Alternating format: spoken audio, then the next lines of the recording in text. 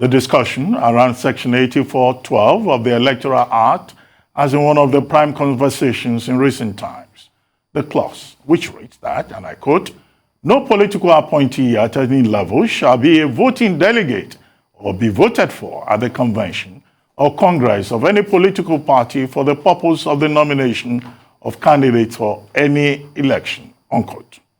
However, the Secretary to the Government of the Federation, Boss Mustafa, released a circular reiterating the directives of President Muhammadu Buhari on ministers, heads, and members of extra-ministerial departments, agencies, and parastatals of government, ambassadors, as well as other political appointees who desire to contest for elective offices to quit not later than Monday, May 16.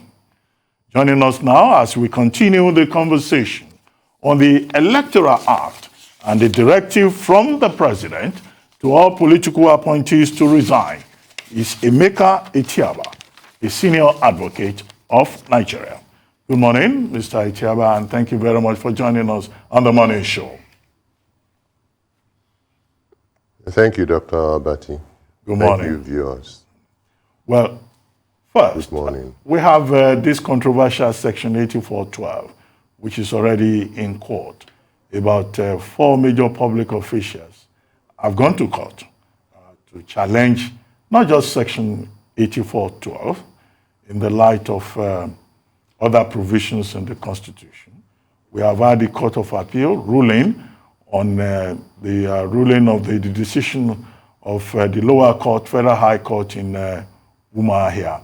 But what I find interesting in all of this is that the papers are reporting today that an ambassador to Chad, a special assistant within the government, and also another government official who is a director of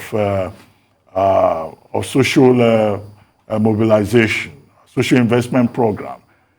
3 of these persons have gone to court also, in addition to the suit also by the CBN governor, despite the directive by the President of Nigeria this week that certain categories of persons from the cabinet to heads of parastatals and agencies should resign. Whatever the court say at the end of the day, don't you find it a bit strange that an ambassador, a special assistant, a director within the system is challenging the authority, the directive of the President of Nigeria?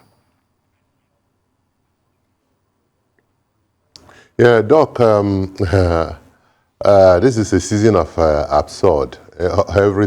Anything and everything happens. I am not surprised because there seems to be some sort of a loss of control in the system. For such persons to proceed to court after the one who hired them has made a statement, that means that they do not recognize that the one who hired can fire. You know, it's absurd, but I've seen worse, even in this season. It's their fundamental right to go to court, but it also remains the prerogative of the one who hired them to sack them. And it amounts to insubordination as far as I'm concerned. But like I said, this is a season of the absurd. So we're seeing a lot happen that never happened before. And we'll live one day at a time. Truly the season of the absurd. What do you make of the quandary that INEC might have found themselves in, having to now seek alternative arrangements for our sensitive electoral materials? What do you make of all of that and its implications for the 2023 election? I mean, can you just see the floodgates of litigation opening if the INEC materials are found to have been tampered with in some way or another? Yeah, we woke up a few days ago to learn that the central bank governor is a card-carrying member of APC. And of course, those are the absurd that I talk about. And knowing how sensitive the CBN position is with regard to the electoral process, it came to some of us as a shock. But then I can imagine if the presidency took that statement seriously or the development seriously, whether something wouldn't have been done about it, because now you're talking about INEC finding an alternative. Which one is better, to tell Mr. Okeke not to burn a house or to destroy that house because Okeke says he will burn down the house? I don't understand what is going on. I also do not believe that the most convenient decision to take is for INEC to begin to look for alternative, because somebody has said that he will remain in office and he will contest the presidential election. Those are the absurd that I referred to, and more can be discussed. So I don't see INEC having any problem. If the government really wants to conduct an election, they know what to do. They don't have to run helter-skelter looking for... where will they go? Where else will they go? Police barracks, or police headquarters, or military cantonment to store the electoral materials? You know, so we'll just have to tell ourselves the truth. When you have issues, you look at the issues and then decide on the shortest cut to solving the problem.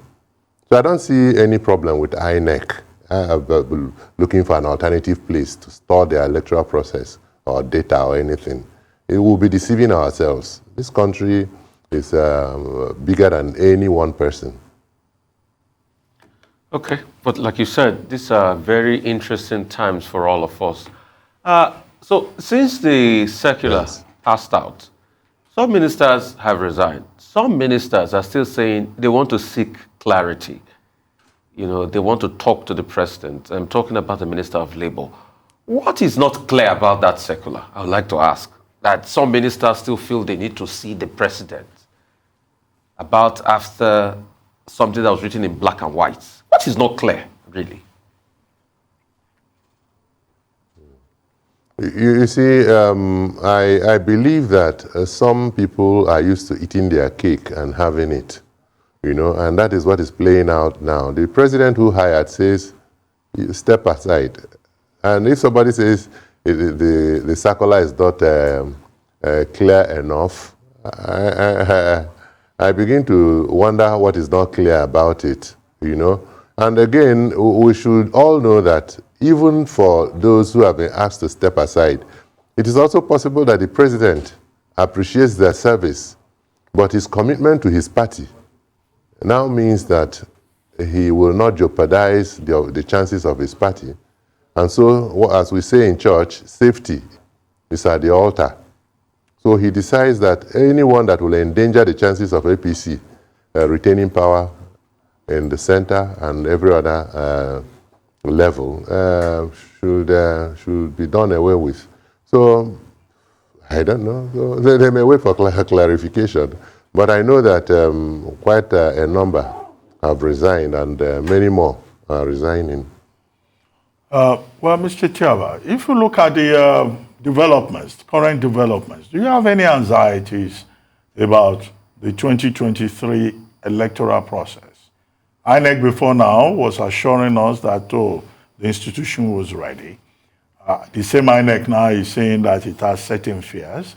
And then quite a number of prominent Nigerians, Chief Afe Babalola, SAN, Chief Robert Clark, SAN, Chief Olu Falaye, and also Chief Ayo Adebanjo, the Igbo Elders Forum.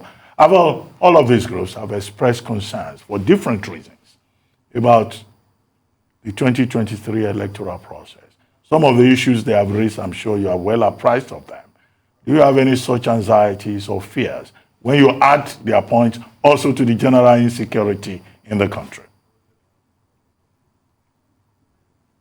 Yeah, thank you very much. As you were reading out all that, my mind went to insecurity, because without security, it is not possible to have an election. And you heard about all that have been happening in the east, southeast of the country, where INEC officials are killed, maimed, materials destroyed, and so you cannot even have any voters register renewal, review, and new voters registered in some parts of southeast. And only last night, I was in a forum with the governor of Anambra State, where the governor invited the Anambra to more like a summit, and to also advise on how the insecurity situation in the state can be curbed. And all I could take away from that meeting last night is that we have been left to sort out ourselves. So a state like Anambra, of course, you can't be talking about the election in 2023 with what is going on. And then you talk about INEC. You see, INEC capacity has not been increased, while the nuisance orchestrated by the politicians has been increasing by the minutes, in fact, by the seconds. So I find what is going on very frustrating. I'm actually depressed. I'm depressed when I think about 2023 election, and you wonder whether there's even anything to hand over to anybody. You know, I believe that the process is going through a lot of challenges. And like I said, the capacity has not been increased. We're talking about even the money INEC needs to conduct whatever they are conducting. I'm not sure that anybody has talked about it. Time is running. Time does not wait for anybody. You know, so it's a terrible time for this country, very horrible times. For the elders who have been speaking, yes, people reduce it to unconstitutionality. Yes, what they are saying could be unconstitutional, like I can also testify, but unfortunately, we are creeping to a point where we find the doctrine of necessity necessary to apply, where you find that we are heading to an impossibility. The people can sit back and say, why don't we try it this way and try it that way? I'm not subscribing to any elongation of tenure by any stretch of imagination, but I'm looking at the possibility of calming down what is going on, the insecurity, and then streamlining the laws governing the game. You know, also yesterday, my Lord, Honorable Justice Mary Peter Odeli of the Supreme Court retired, and Chief Olani Bekwesen spoke on behalf of the body of senior advocates. And he was of the opinion, just like the senior advocates and the lawyers are of the opinion, that the Federal High Court and our courts are bedeviled with cases, political cases that expose the court to ridicule, and that the courts should be insulated from the polity. There's nowhere in the world where you see the number of cases, most of them comedy, you know, come to court and then pronouncements are made by one court and the other makes the other. So what you see playing out is a galaxy it will bring up a galaxy of cases. Many cases, unfortunately, judgments are to be obeyed. So when one judgment is delivered in one extreme part of Nigeria, unfortunately, until that judgment is dismissed or overruled or struck out or by any reason dealt with, it remains the state of the law. So I believe that the government of the day should stand firm. It's an issue of standing firm so that the people will fall in line. Otherwise, I'm depressed when we talk about the election, politicking. I mean, those feelings are certainly understandable, sir. But let's talk about that depression or apprehension that you're feeling. What at this point would give you comfort with regards to the 2023 elections? What will give me comfort is for the political class to tell themselves the truth. Until people begin to realize that if there is no country, there cannot be any political office to occupy, then we'll begin to tell ourselves the truth. The truth is that there's no country as we speak. But the politicians should come in, sit together and talk about the way forward. The way forward cannot be, once I become the president of Nigeria, all is well. Once I'm a senator, all is well. Senator where? What are we talking about? So I believe that the people should come together and talk about the way forward for this country. And unknown to Nigerians, a revolution, nobody wishes for it. But when it comes, including myself that is talking here, we're all endangered.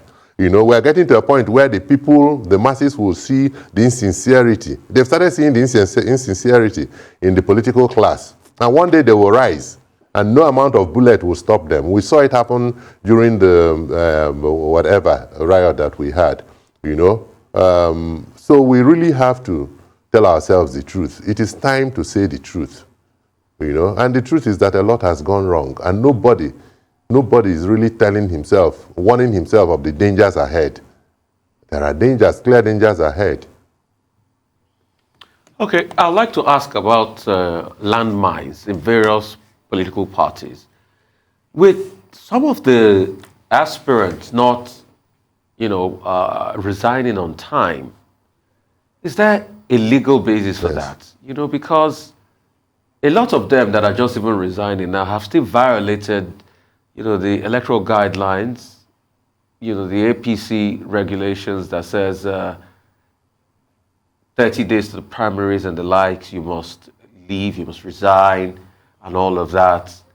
So most of those people now, the likes of the Akpabios and co that have resigned, is there a possibility that it might come up in the screening process? And if it doesn't come up in the screening process, some people might take the party to court. Okay. Of course, our law tells you that the only one who can challenge a process, a nomination process, the only people are the ones who participated in it. Those are the ones that can go to court. But I tell you that, you see, the problem we have is that we have gotten to a point where all sorts happen. These are issues that can be sorted out by the screening committee of various political parties. When you appear before a screening committee of a political party, for example, APC is the one we're discussing now. When APC constitutes a committee that will screen the aspirants, the committee is at liberty to disqualify anybody, including people that did not resign when they ought to resign. You know, and of course, it remains the internal matter of the political party. No court will have jurisdiction for that to query why somebody was actually disqualified. It's until you get to the selection itself, that's when people who participated and failed, that's the primaries itself, and failed to make it can challenge. But at this stage, the parties can salvage themselves. They can save themselves by actually doing the right thing at the point of screening, you know, if they consider that serious enough. But I don't know what manner of party that will not consider it serious enough.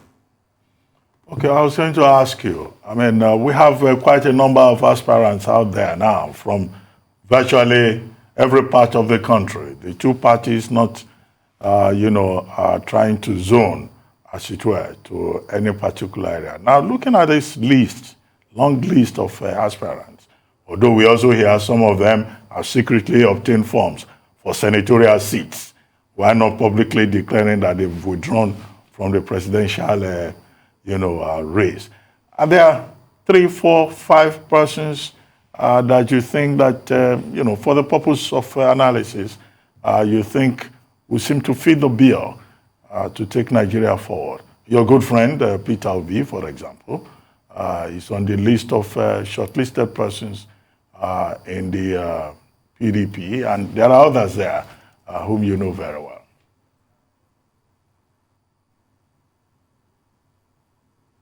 Okay, I think when you talk about serious aspirants, you talk about the likes of Peter Obi, you know. So he doesn't quite fit into what we're talking about. Peter Obi is one of the most serious aspirants that we have and has shown capacity in offices he has held before now. But for those that I look at with due respect, I see many mediocres in the field. Sometimes I think there's more to it than we who are outsiders know. I engaged a friend yesterday who laughed it off and said, APC is just busy, you know, raising money for their campaign. You know that there's a limit to money you can donate to a political party. So this is a way of APC raising money before clear directives will be given as to how to raise money. Otherwise, how do you explain that these days where people are hungry, including the people buying the forms for 100 million, you find people saying they are buying form, for 100 million. Do you know what 100 million amounts to a building in Abuja or Lagos? Can you tell me that there's a human being in Nigeria that can gamble with a building? So there's more to it than what we see with our eyes. But that also shows you how the society has degenerated. That people will throw around such money and they tell you that people contributed it. Who contributed? Where's the list? And that is why a political party has called for investigation to be carried out by EFCC.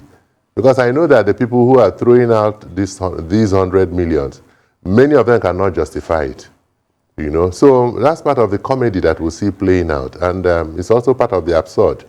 But I think someday we'll be able to decode how we got to where we are and why the people are doling out these 100 million the way they are doling it out. Well, and we're talking about 100 million with respect to presidential. What about the other offices? But I asked you to identify someone, so I take it that Peter Obi, who is the only person you have mentioned, is your favorite aspirant. No, you mentioned mediocres. No. Okay, but how about those mediocres? Yes, there are very two or three of those mediocres you refer to. But I'm a lawyer. I won't.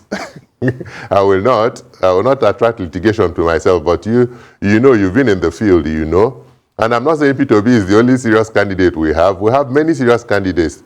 If I am more in tune with what happens in PDP, and I can tell you there are quite a lot of serious aspirants. Yes, Onwike is a serious candidate. Atiku is a serious candidate. Tambuwal is a serious candidate. Bala Mohammed is a serious candidate. We have quite a lot of serious candidates, out there.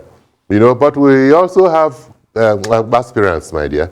But we also have the people I call mediocres. These people are people who said they obtained these forms on both divides, PDP and APC, and they have not visited any state canvassing for delegate votes. Many of them, including some governors, have not moved an inch. They're in their states speaking English, and then hanging a billboard with our monies, And then you also have some who are visiting states and getting people interested in their candidacy. Unfortunately, there are governors, or a particular governor I know, owing civil servants and public servants, paying fractions of salaries. And the person is out there doling out state funds to people who are not citizens of his state to say how wonderful he has been as a human being. These are issues that call for concern. You see a governor who is not paying salaries as and when do you? Sorry? No, carry on, sir. Yeah, you see people who are not governors. You see governors who are not paying salaries. Some are paying fractions of those salaries. One in particular is very close to his FCT, the FCT we occupy, we live in. And he has hired buildings, doled out money to idiots who sing their praise. Idiots can also be rich politicians and rich men. And they're telling you how wonderful the guy has been. And you don't find anybody from the state singing the same praise. These are people who do not realize that the times are getting dangerous. That when it blows, when it happens, nobody will be spared, including myself. Because the masses will not say, no, these are the people, these are not the people. The borderline is, are you comfortable or are you not comfortable? So let them to keep messing themselves up. But times are very bad. Yes, and some are forgetting that all politics is local. But my question for you at this point that we're at, talking about 2023, talking about the fact that we're really in perilous times, what do you make of PDP throwing the race open rather than zoning to the south, specifically the southeast, as has been called for? We've all heard that cry, for the sake of equity and justice and fairness. Yet your, party that you have a lot of friends in and you know a lot about has decided to completely ignore the zeitgeist and zone to the north. Will that not continue to foster this tension that we're all feeling right now? Some of us saw it coming in PDP. And like I said, I feel depressed when I see the developments develop. I saw it coming, and I felt that day will never come. Because the focus of everybody, all the political parties, is how to wrest the presidency, how to win it, how to win it. And you ask yourself, is it all it takes, you know, to have a successful party, political party? There's no region in Nigeria, write it down, there's no region in Nigeria that has given PDP the support the Southeast has given PDP. There's no region, none at all, none at all. Not the East, not Northeast, not Northwest, not North Central, not South-South, not Southwest. You know, so they are throwing it open, shows that we are actually not interested in justice. We are interested in wresting power. You know, and the question is, if we field a Southeasterner or a Southerner, will PDP win the election? And I say it that there's nothing that has shown us that a Southerner cannot win election if he is the presidential candidate. But you see, I've also studied politics in Nigeria, and I find that at the end of the day, people feel more of where they come from than the political party they belong to. That's what is playing out. It played out against Jonathan when Jonathan was busy campaigning, and the northern PDP people couldn't even go to their villages to mention PDP. They all sat in Abuja. The monies they were supposed to canvass votes with, they spent them in Abuja. Nobody went to his village. You also will see it happening in this election. You know, so we have not bothered to actually tell ourselves the truth. Is this a nation? Do we need to balance things? They say it's unconstitutional. What is unconstitutional about balancing power? And you find it in the Constitution, you know? So that's the federal character, and it should reflect in all that we do. So it is left for Southeastern people to know what the path they will toe. Unfortunately, the other competing party is also not looking the way of Southeast. So it's between the devil and the deep blue sea. But it is sad. It's actually sad. And you see what is playing out in APC also. Suddenly, the game has changed. The Northerners are now presenting candidates to show you that at the end of the day, all the noise you hear from South and Southwest and Southeast about APC aspirants will all die away. And then these things are done with reckless abandon, you know. And these are things we will ask ourselves, actually, whether we're in this party with everybody. And I heard the one that says is he the leader of Northern Elders Forum? He says, no, that politics is about population, that they will continue to dominate, and at the end of it, even if they bring a Southerner, it's a Southerner that will do their bidding. You see the arrogance. See the arrogance in a country where you have other federating units. Okay, sir. I tell Nigerians that... okay, sir. As we wrap up, is it that the South doesn't know how to... Is it that quickly, as we wrap up, is it that the South doesn't know how to play this politics well? Is that the case? It has nothing to do with not playing this politics well. I'll tell you, like somebody put it to the Igbos, to the Southeasterners, that they have not put their house in order. They're not talking with one voice. And I ask you, where has any region spoken with one voice? In 2019, did you not have Northerners challenging Buhari and Atiku? They all came out. There's no time where you will have a people come together and say, we have this one man, he should go for us. So let nobody blame the Southeast. And then the South-South, it's all the same. The decision would have been, the political parties go to the South and shop. And when you come to the South, then the Southeasterners can now advance their own micro-zoning thing. But nobody is regarding anybody, and that is the country you find yourselves. And that is part of what we are saying. Can we actually look at this and see whether this country can get to the promised land, going the way we are going? Anyway, we have just about a minute to go, but I was going to ask you, do you foresee, further problems ahead with this new electoral framework? We've been talking about 8412 of the electoral 2022. The lawmakers have just again amended 84.8. The National Assembly, waiting now for the process to be completed. But there's also 84.3. 84.3 says a political party cannot impose nomination, qualification, or disqualification on any member of the party who is seeking office, except through a court of law. And now we have, a party like APC saying that, oh, these are the guidelines that we have given, and then you have some persons arguing that a court of law cannot inquire into internal party processes. Yes, and this is why I quoted or I restated what the most learned Chief Wolo Olanipekwe said yesterday at the valedictory session of my Lord, Justice Mary Peter Odeli, JSC, retired. You know, the law is exposing the courts so much. Otherwise, nothing should concern a law court with who is or who is not. You know, unfortunately, that's where we find ourselves. You know, talking about whether this will all go well for us going forward. We are already between the devil and the deep blue sea. So it's a game of, it's just a game of chance that we're entering, you know. But the amendment, especially that of 84.8, I think it was an omission that they realized and they are trying to rectify. I see nothing wrong with it because there are statutory delegates that must be a part of the process. You know, in lawmaking, now we're all human beings, we're not God. So we do not decree perfection, you know. So I think they are right in doing what they are doing. And I also thought that I was coming here, I came with my Constitution and the Electoral Act. I thought I would deal more with legal issues. I'm not asking for a comeback though, and I shouldn't come back. But I thought I would be talking about that 84.12, the Constitution, the extant judgment of the Court of Appeal. I thought that was what I was coming to deal with. I didn't know that Dr. Abati would rather ask me political questions, see me more as a politician than a lawyer. Yeah, but both are related, you know. But we want to thank you all the same for honoring our invitation. Thank you very much. Thank you.